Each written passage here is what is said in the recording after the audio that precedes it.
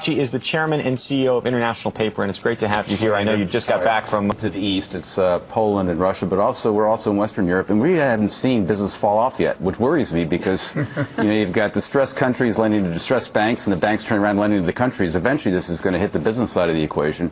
Joe had a nice joke. You're not providing the paper. It's a high margin. So how do you explain that? Well, I think our business mix, International Paper, is positioned in Eastern Europe and Russia, which is obviously faring better than Western Europe. But I think it's really, you've got a financial crisis that's yet to hit the business side of the equation. When it does, I mean, things in Spain, obviously, in the real estate market have crashed. Well, we're seeing tech companies have some problems in terms of... So eventually, the business is going to catch up with the headlines, which worries me. Right. So I think we're going to see more bad things to come, more worrisome things to come in here, unless we get a solution. We set up this piece... And, the psychology, consumers are sitting on the sidelines because they're worried about jobs, they're worried about the future, and this economy in the U.S. is 70% consumer-driven.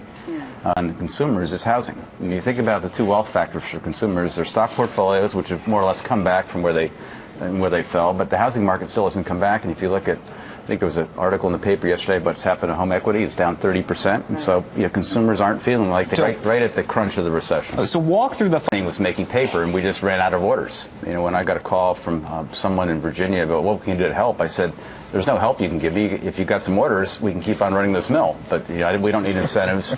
We don't need. So we figured out a way to restart this facility, or part of it, adding 200 jobs. About 100% of the product's going to get exported. So it's a great job story because the U.S. can be competitive in export markets. So that's what I was going to ask, though. You've expanded into some... 3 times the amount we were spending in 2009.